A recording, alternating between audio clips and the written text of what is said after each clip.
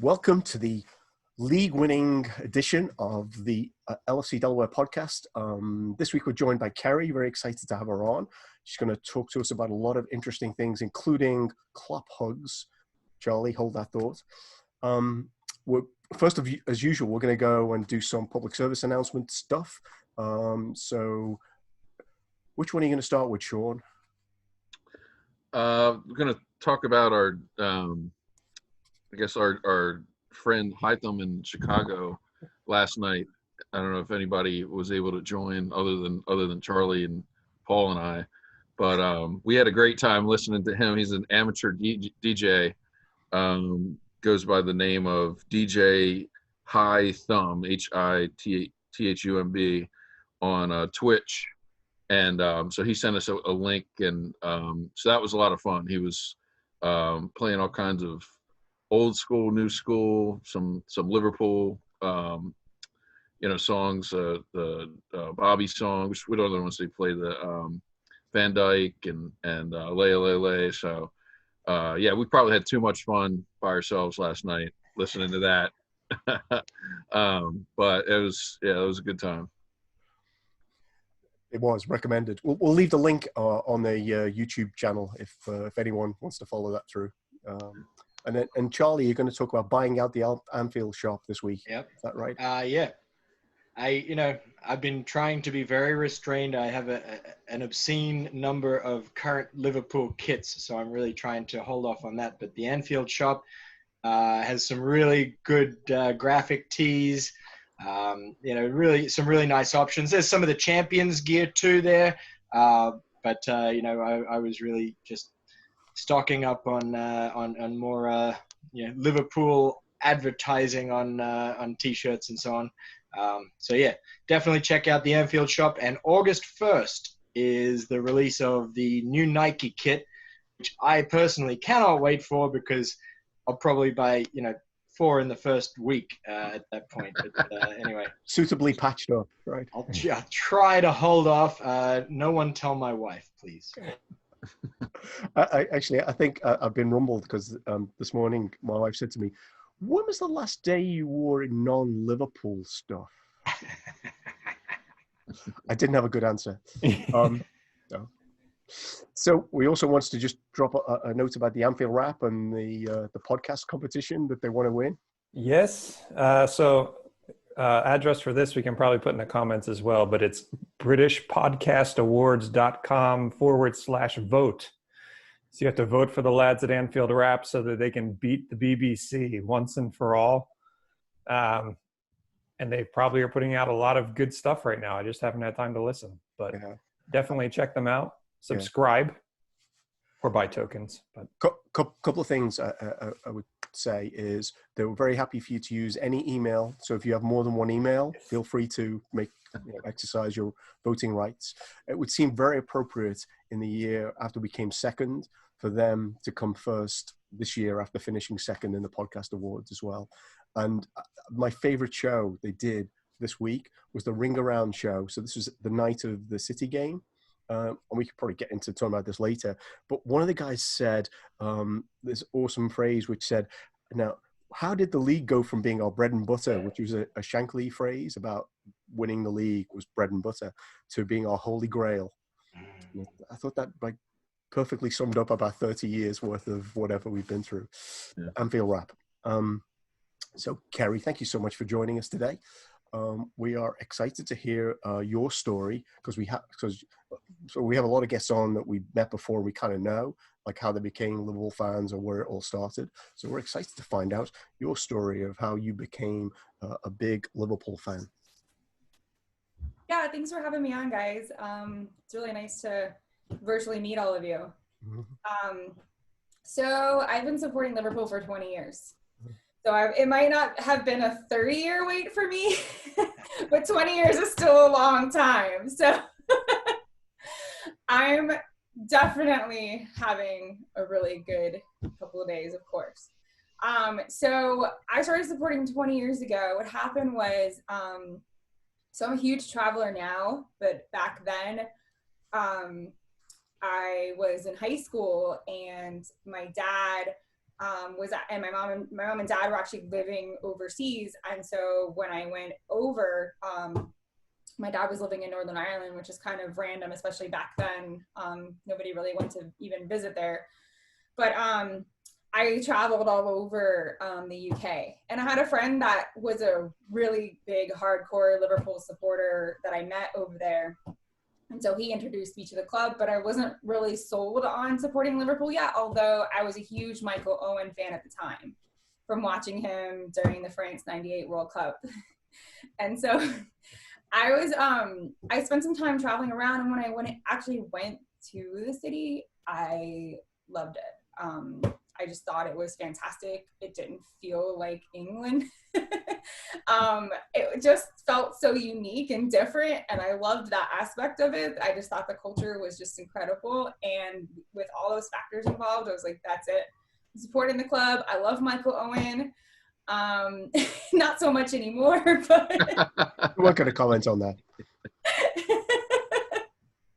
So that's kind of how it happened.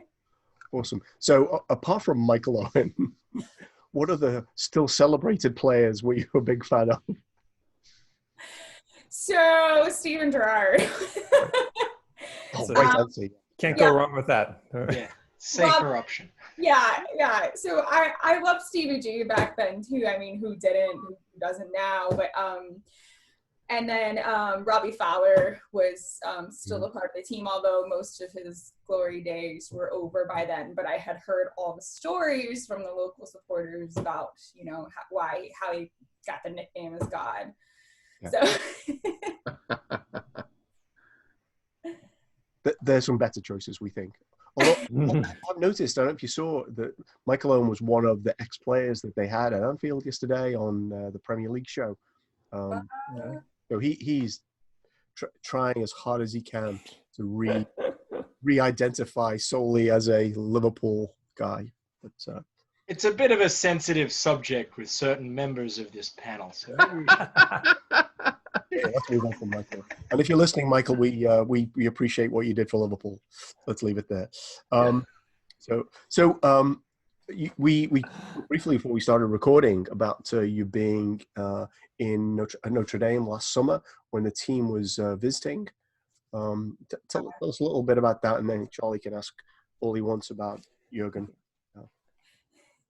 So, I've actually been to all of the preseason tours pretty much for the last decade, whether I went to one game or all three games. That summer, 2018, I went on a massive road trip with three other girls, and we just drove and went to every single game. It was crazy. We didn't sleep for a week and a half straight. But and then last year I went to the two preseason games at Notre Dame and then Fenway. And at Notre Dame, I had the chance to do the first team meet and greet, and it was incredible to just meet the entire team. There was a few players missing. You know, my favorite player, Mo Salah, wasn't there, but it was great. So that must have you must have a whole collection of photos that you can share on. Is that am I right? Yes. So I a few times when I've been to Liverpool and some other preseason tours, we've met quite a few of the players. I mean, I've met Mo Salah twice. I've been lucky about that. I actually met Klopp for the first time back in 2016 in Santa Clara when they were there for the preseason tour then.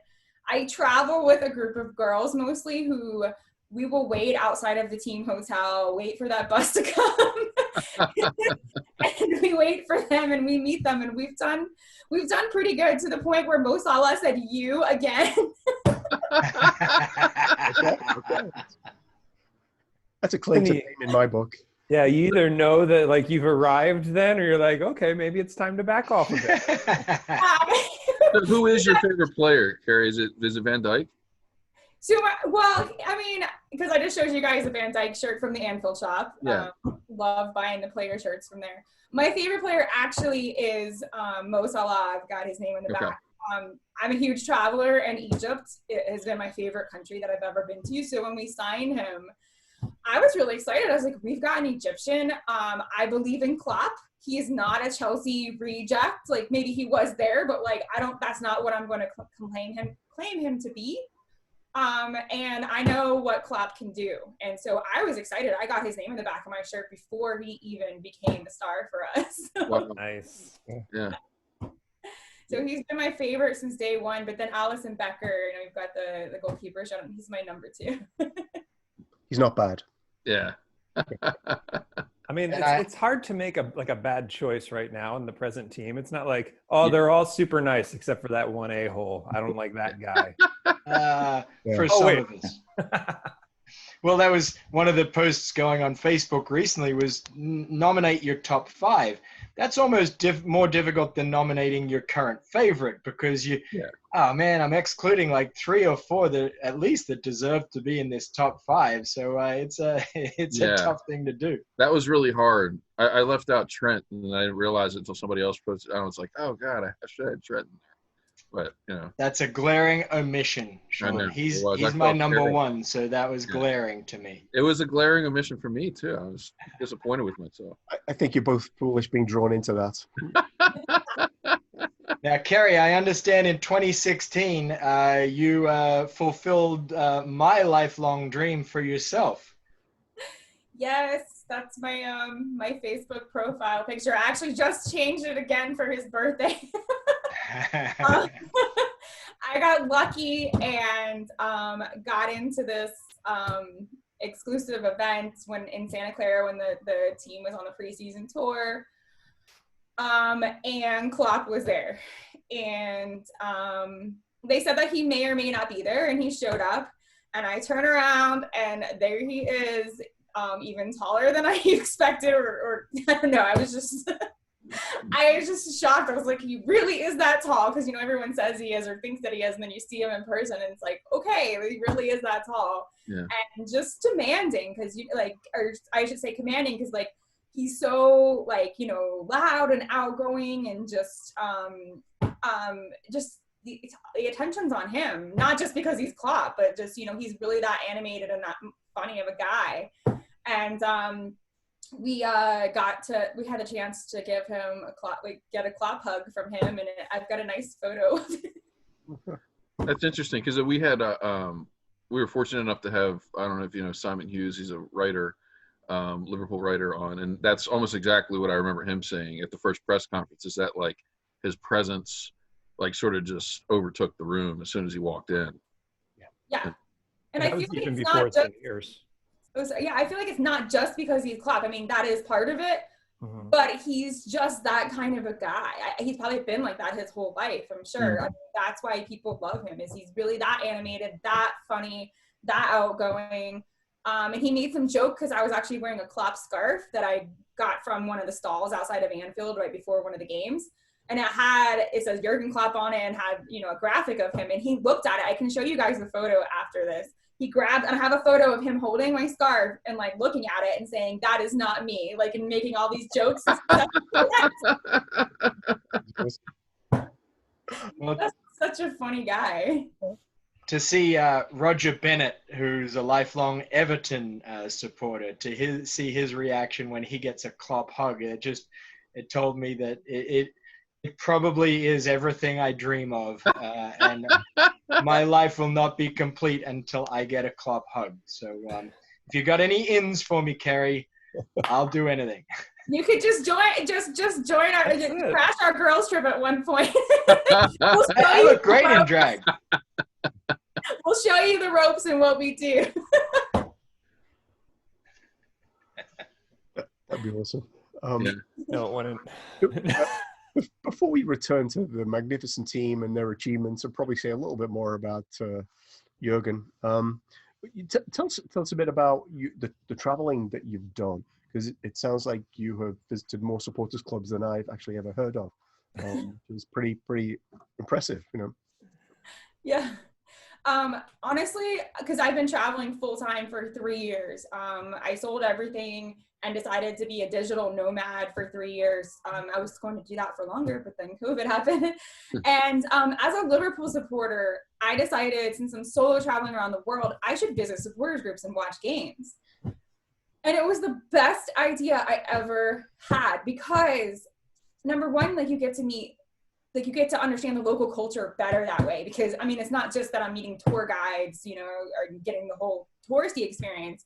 I mean, I got to meet locals who share the same passion that I have. So we already had a lot in common. It doesn't matter if, you know, we don't speak the same language, because I've had to communicate to people who didn't speak English and I didn't speak their language, but we just could sit there and watch a game and hug each other when a goal's being scored. And it's just incredible. So I feel so lucky. And then being a solo traveler, it helped, because and I know that that's our, you know, you'll never walk alone is our theme, but it really was that way. So traveling for 3 years straight, I've met with supporters groups on almost every continent. So in all, you know, Australia, and even some of the groups, there weren't any games on, but I would reach out to them on Facebook or Twitter or even Instagram and just say, hey guys, you know, I'm a Liverpool supporter from the US. I'm traveling to your country. I'm doing this and I'm doing that. And I'd love to meet up with you guys and watch a game. Or if there's not a game, I would love to just hang out with some of you guys and get to know your group. And there, not once, you know, I ever not meet up with anyone. They would bend over backwards just to make sure that I would see certain things in their country, give me advice, even send me itineraries, take me to places, take me out to eat, invite me to their homes. So the last couple places I just went to were in East Africa. I went and watched games with the groups in Dar es Salaam, Tanzania, Nairobi, Kenya, and then Kigali, Rwanda, where I don't know if you guys saw the Amazon documentary. Yeah. Wow. I got to see because they show the outdoor area where their supporters groups meet, and I actually went to that bar and I recognized it. I'm like, this is the outdoor area. We actually watched the game indoors that day. But I was supposed to go to the Uganda supporters group as well, but then COVID changed all my plans. But they were all incredible. Nairobi parties hard. Australia parties hard. I watched a game with the group in Johannesburg. They were great. That was Liverpool versus Manchester United. I watched Liverpool versus Manchester United 2 years ago in Thailand at this huge outdoor arena that had Manx supporters on one side, all the Liverpool supporters on the other side. It was like this huge like stadium setup. It was incredible. Wow.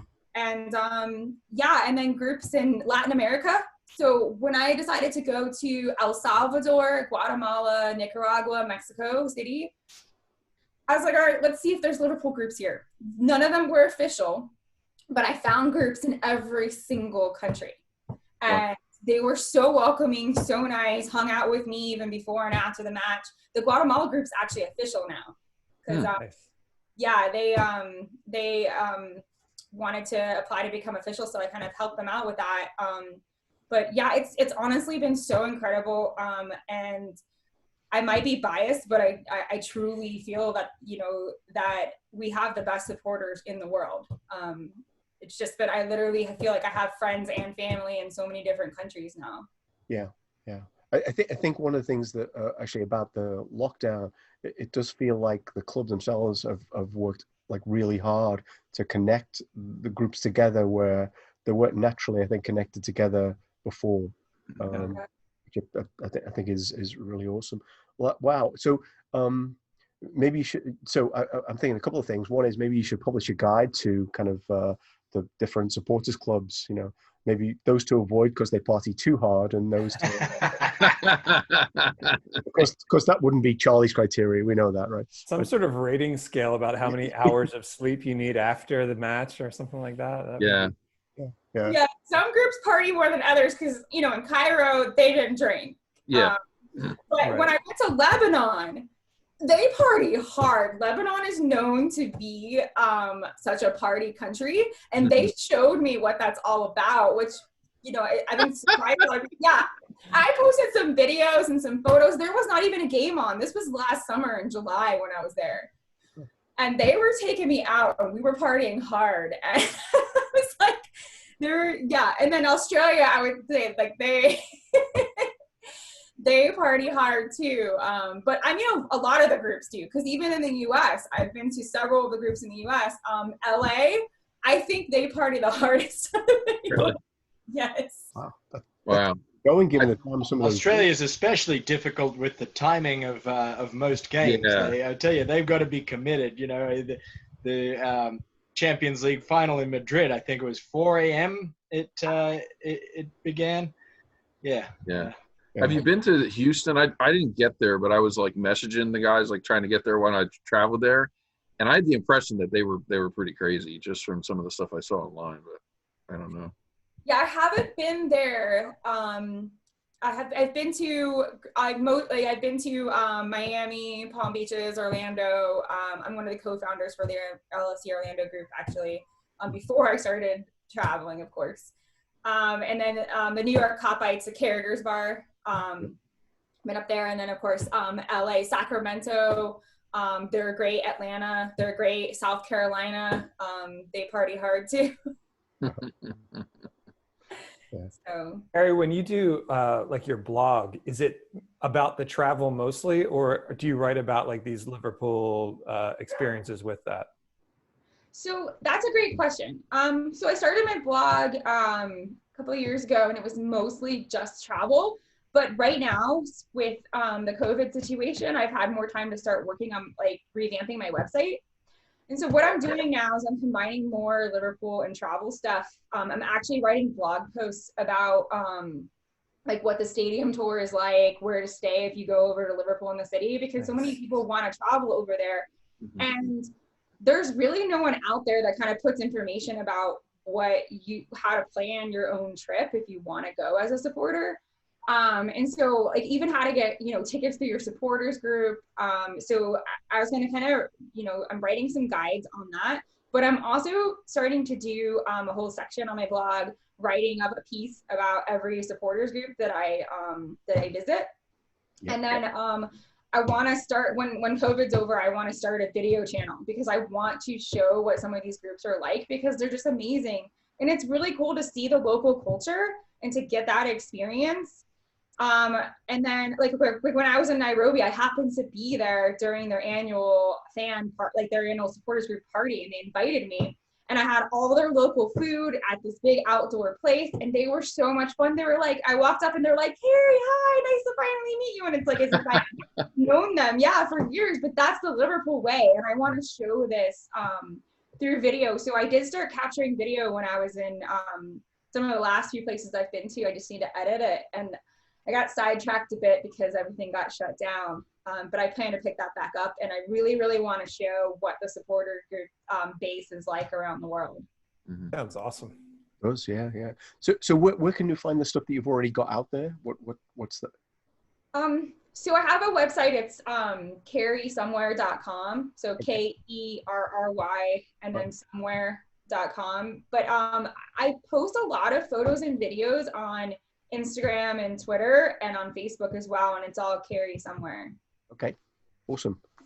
So we'll post a link to Kerry Somewhere when we download the video, upload the video, whatever we do with the video. Thank you. Actually, I have another thought, because we've created. I have a document that we created to help people. I don't know if we ever sent you this, Charlie. Maybe we put together afterwards. I don't know, about what you might want to do in Liverpool. Because again, you're right. We couldn't find anything that was particularly helpful about hotels or places to visit. So if you'd be interested in taking that and making it better than it is, because it's just a Word document, that would be awesome. So. No problem. Yeah. Well, how often do you get to Anfield for a game, Kerry? So that's another thing. I've been working remotely for almost 7 years. It'll be 6.5 years. So I slowly started traveling about like 6 years ago. I would just take my laptop and travel. I had a place I was living at in Orlando. So I'm lucky. I've been a lot. I've probably been to 20 to 30 games. I should probably go back and count it in the past, 5 years. One of my first ever solo trips was I ended up with tickets to match, and no one wanted to go with me. So I was like, I'm just going to go alone. It kind of spurred my solo travels because no one wanted to go. And I was like, I'm not going to let any of this hold me back. So I just flew over there, and it was Thanksgiving weekend. I was like, peace out, everybody. It was a Europa League match on a Thursday. We played Bordeaux, and then we played Swansea on the Sunday. It's been, probably like 20, 30 games since then, because especially since I started full-time traveling in the last 3 years. But what I kind of do is I might spend a few weeks or months in a certain region of the world, and then I might go, stop over in England for a game, and then head back to the US for a little bit, and then go back out. And it's so easy to fly in and out of London, or kind of even, I hate to say it, Manchester, and just get that train out of there as fast as you can. Yeah. But it is nice to travel back through Manchester, having just beaten United the day before. I can say firsthand that is a very enjoyable experience. Yes. You got any standout games? What's your standout that you've been to? Well, I would say probably this season, because we won the Premier League this season. Back in November, I was there when we smashed Manchester City 3-1, and smashed the current title holders. See Fabinho's rocket go in, and just to be in there, it was just one big party. So I would say it has to be that one. Yeah, that was a great one. I told these guys before in a different show that I scared the crap out of my kids when he scored that goal. Yeah, me too. Yeah. That seems a great drop-off point then, winning the league, right? Yep. Oh, did we? We did that? We did that this week. First time in a couple of years. We could 30 years of hurt, apparently. I have no idea where that comes from. I think that's about England. I don't think it's about Liverpool. Yeah. Sorry, I'll put my biases aside. I'll have a Scouse Not English T-shirt for the podcast next week, just signposting that. So why don't we just go around? I think Sean has been somewhat detained. Last week he lost his internet connection completely, so I'm guessing this is better. His headshot is really an improvement, though, so that's good. Rats. Welcome back. So the order has changed completely. I'm confused. But I'm going to go guests first. So where did you watch on Thursday? What do you watch on Wednesday and Thursday? And what was your immediate reaction to what happened? I'm going with you, Kerry. Oh, okay. So I was home watching. I kind of actually expected City to win that game, so I wasn't mentally prepared yet for the breakdown that I was going to have. So being a supporter for 20 years and waiting for so long, although I know people have waited even longer, I can't even imagine the 30-year wait. But I broke down and started crying. I cried. I was actually in Madrid last year and broke down, started crying there. I cried this time around. It was really weird to just be sitting on the couch and watching this because, I'm usually somewhere in the world watching with some sort of supporters groups. I was going to be in Liverpool at the end of the season with, a massive amount of other people as well, celebrating and going to the parade. So it was just really weird, but I know the responsible thing to do to be home. Not that I know some people in supporters groups are meeting and they're taking really good measures. I watched the game with the Palm Beaches group, the Derby game. So I know they're taking a lot of measures. So I think it's good if people can, watch what their supporters group are. And then if not, most people are at home, but I started crying, but I did video chat with a few friends, which made it even worse. And we're all crying on the phone together. So. Yeah. Wow. Yeah. I think it was kind of the sort of occasion. So I'm going to go to Charlie because you mentioned Madrid. So I'm going to hear from him. I'm not sure if you guys heard about Thursday, Charlie. We're talking about Thursday. Well, look, I was tethered home Wednesday and Thursday, tethered at home, looking after the kids, the 4-year-olds. So it wasn't exactly the way I wanted to spend, either of those. As much as I love being with my kids, I do tend to frighten them, especially when, Fab unleashes a rocket or TAA hits a worldie. So look, the surrounds weren't the best. It's funny, going into Thursday, I really figured that I didn't hold much hope for Chelsea, and I kind of wanted City to win because selfishly, I wanted us to win when we clinch it. Ideally at Etihad, that would have been fantastic. So, at first I was kind of rooting for City, but then, of course, when Pulisic's goal goes in, my reaction almost told me a lot that apparently my natural instinct is that this is fantastic. And like you, I couldn't stop weeping. I was crying and crying. My wife gets home and she looks at me and looks at the kids and decides she better take the kids to a more stable emotional environment, or else there would be perhaps some lasting damage. As I'm drinking and crying and drinking and screaming and carrying on like a lunatic. And look, I've been a Liverpool fan for about, I guess, 15 years or so. And I surprised myself at the emotion that came out when we sealed it. And it's funny because having watched Jurgen Klopp's most recent interview where he was sitting in the hoodie in the full-length interview, not the initial reaction, I kind of felt guilty for hoping that City would win because it was so fantastic for the players to be able to celebrate in the way that they did. They've got a week before they have to play again, so it's not like they got to keep they can let loose a little. And just for them to be able to enjoy this as much as we might, I'm going to start crying again. So why doesn't someone else next? Well, I think you answered every question I have on my list on the agenda. So let's go back to Thursday, maybe even Wednesday. Sure. I know we were together on the Zoom call. What was your? It was I found the ending kind of weird. So yeah. Sorry about the interruption. I was getting attacked here by my kids. So I jumped off for a second. But anyway, no, it was. Yeah, it was. It didn't. I guess it didn't really even hit me on the Zoom call. I definitely didn't think that Chelsea was going to win. I thought they might draw, but. I don't know. It was when Fernandinho was shown that red card. I was like, "Oh crap! Like we're gonna do it right here, Like this is gonna happen." And so then I don't know. Once it I guess sunk in a little bit more, I went downstairs with my kids and turned the TV on, and they had like fireworks going, everybody celebrating.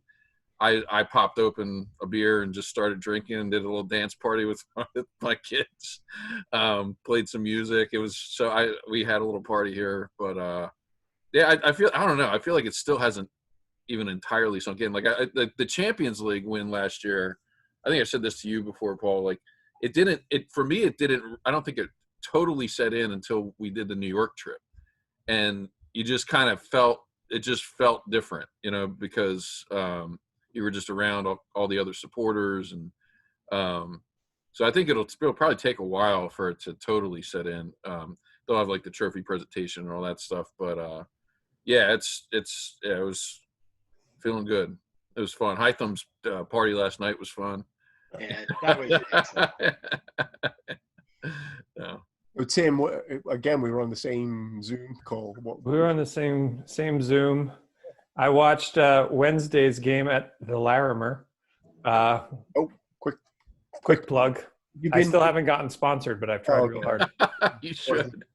So I was with Colin Staley from the group and my wife, who's a member of the group, I believe, because she wanted a T-shirt. Yes, yeah.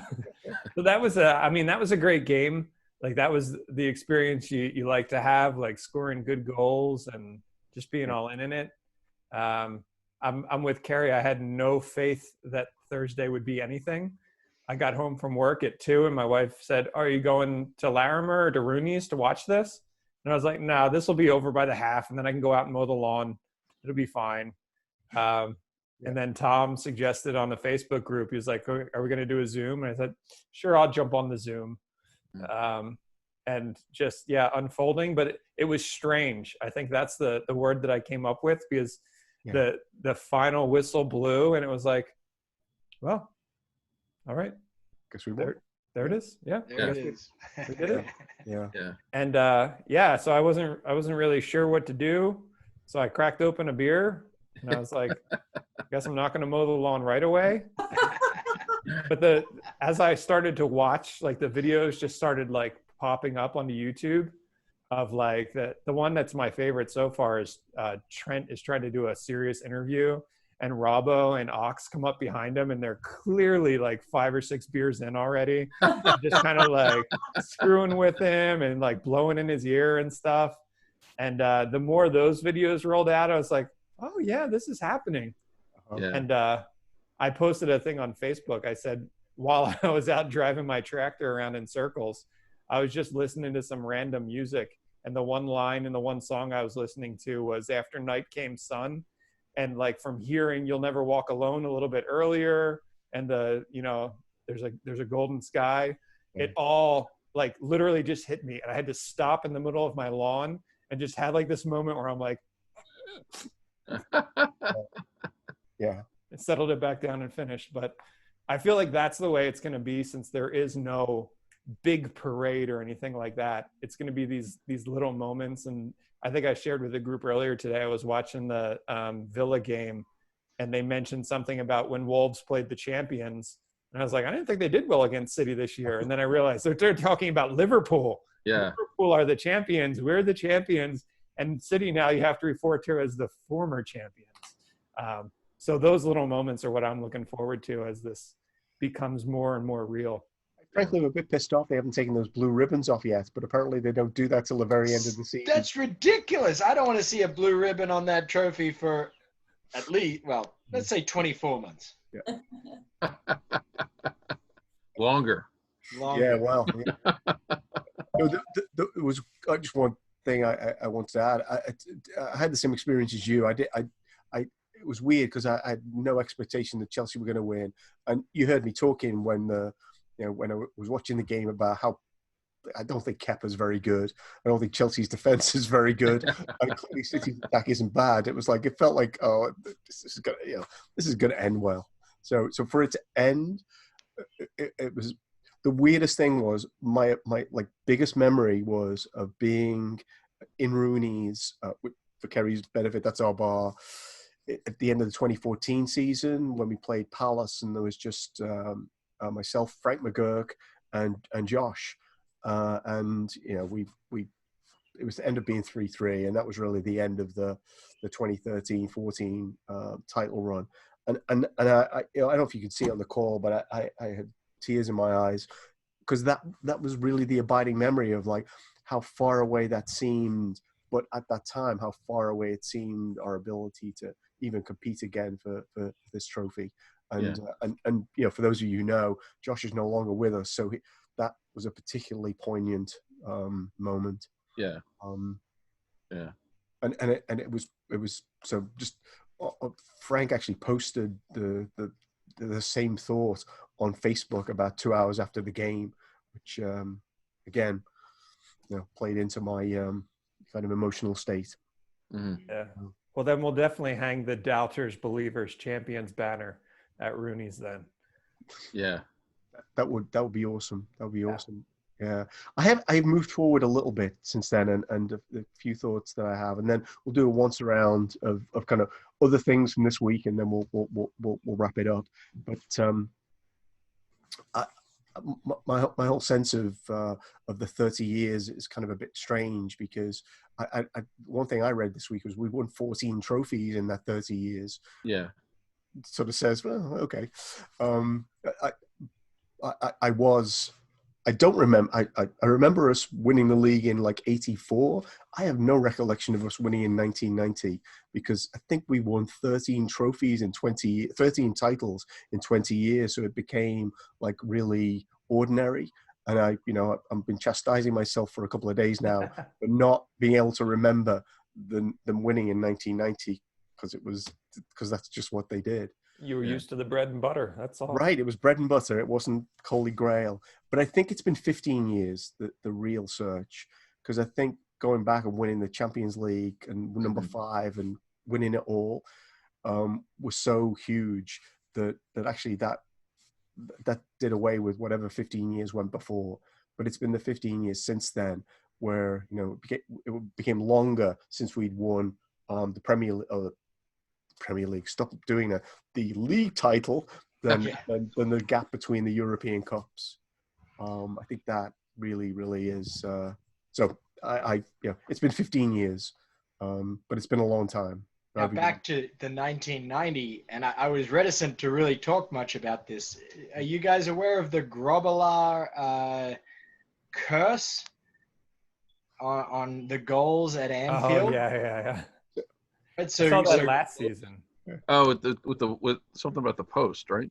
Well, the witch doctor came over for an advertising, event with Grobbelaar from South Africa, and he literally said, if Bruce isn't with the team, then this team will not. There's a curse. This team will not win. And Grobbelaar subsequently looked into how he can possibly reverse this curse, and he was advised that he had to pee on the goalposts at both ends. And he tried this sometime in the 2000 era, 2000 to 2010, but only got to pee on one set of posts before he got kicked out. He was subsequently there for a charity event fairly recently, and someone suggested to him that he pee into a water bottle.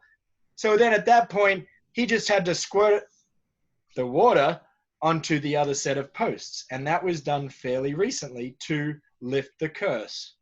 So here we are. Interesting. Wow. Yeah. And that's a lot of paraphrasing. Look into it. It's a fascinating story. Paul, about the 30 years. So much information. Part of the thing, I heard this today on a different something else I was listening to, is that like it was a little bit easier, I think, to accept not winning some of the years when we were still pretty good. Like when we finished second, I think it was 2007. What really hurt was when we were just so bad. I mean, there were a number of years after the second time we made Champions League final that, we were just so far off. Yeah. And so it's amazing what Klopp's done in the last, whatever it's been, 4 years to kind of get us back to this point, because, we've joked around about it, but like we had like Ricky Lambert starting for us. Like our team has just come so far in a pretty short amount of time.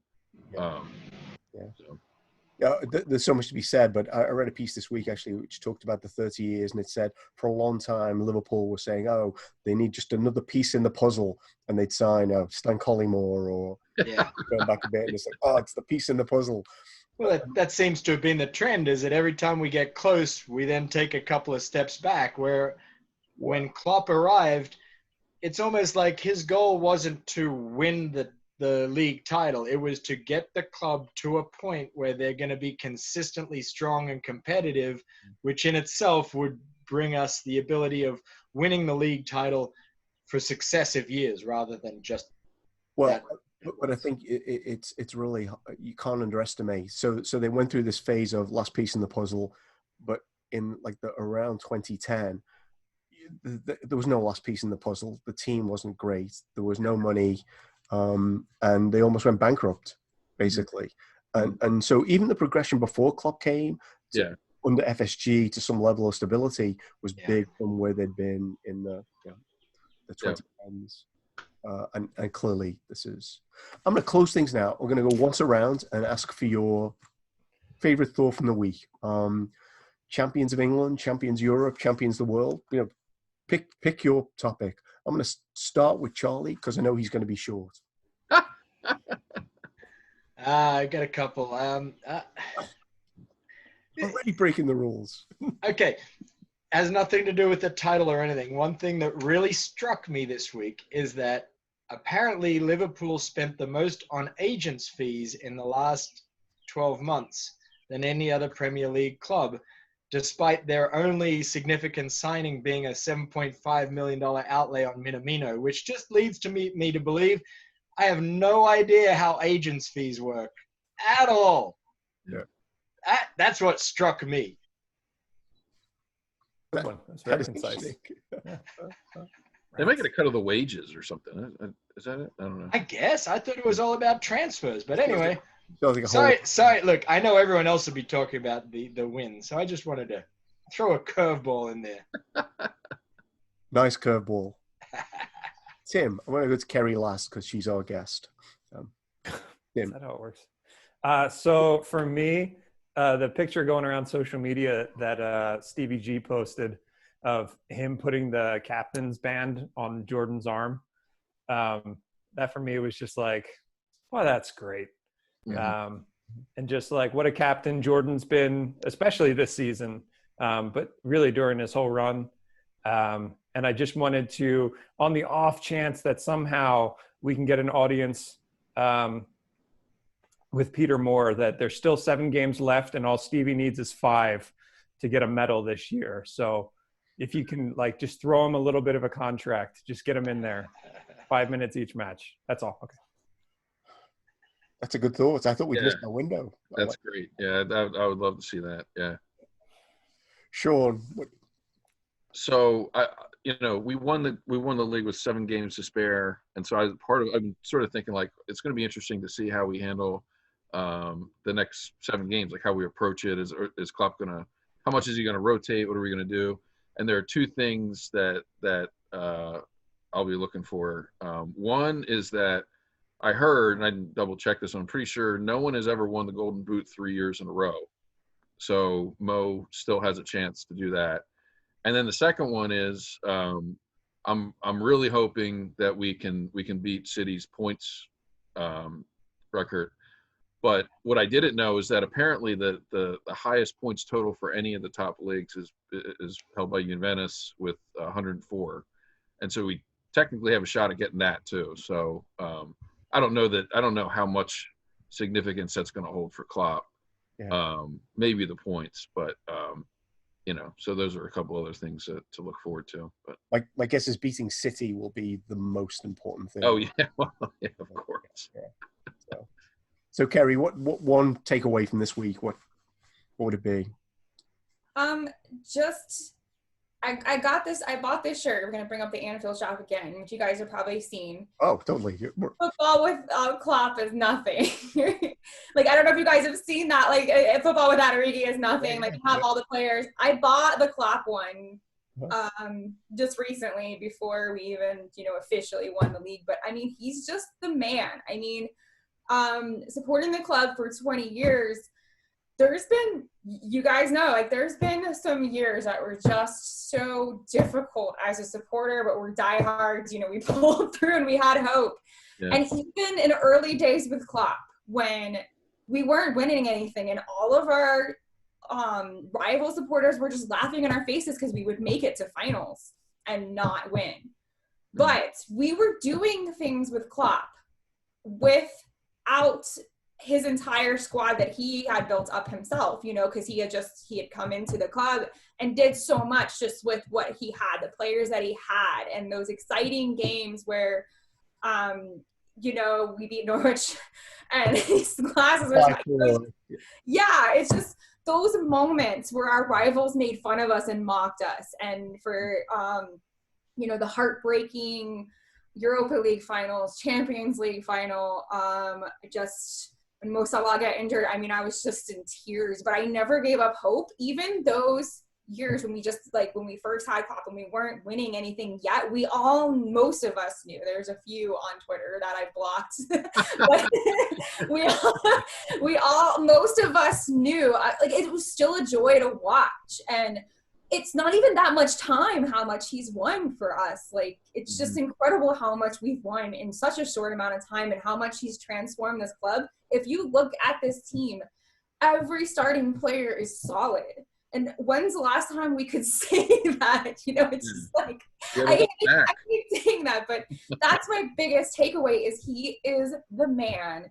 Football without Klopp for right now, my mentality is nothing. And one of the things that I loved about the interview that he had on Thursday, he is so humble. He's talking about Kenny and Stevie and this is for you guys, and not talking about himself being the usual guy that he is, because he's the normal one, not the special one. And even Kenny had to bring up like how incredible he is. Like, you're being Mr. Humble. Come on now, Klopp. That's why everyone loves Klopp, even our rival fans, and he is the man. And I mean, the whole entire team gets credit for this, but I mean, it really, really boils down to him. He's incredible. Well, the difference is the special one wins you trophies in the first year or two and leaves your club a complete wreck 4 years later. Versus working on up and leaving your club in prime position. Although maybe the normal one. Maybe the first statement isn't true anymore, by the way. Maybe. So we're almost done. But one thing I'm surprised we didn't say more about actually is Liverpool's performance on Wednesday was absolutely magnificent. Oh yeah, it was. Yeah, thank God that's the enduring memory we have before they actually clinched it. Right? Like, wow, what a 0-0 tie, and then we won the league. Right. So other fans who are watching that, if they've got any kind of sense of perspective, ought to be thinking, wow, they deserve to win it. That people don't play like that. Yeah, that was perfect. That seems a Jurgen Klopp and Liverpool's magnificent performance. What a great place to end. Thank you much for joining us, especially for those who've made it this far. We will be back next weekend. It's what is it today? June 27th. It should be out later this evening. Thank you, Kerry, so much for joining us. This was fun. Yeah, thanks, Kerry. Follow Kerry somewhere. Kerry with a Y. Thanks, guys. Yeah, thanks for having me, and I'll share it on all my social channels as well. Thank you. Very cool.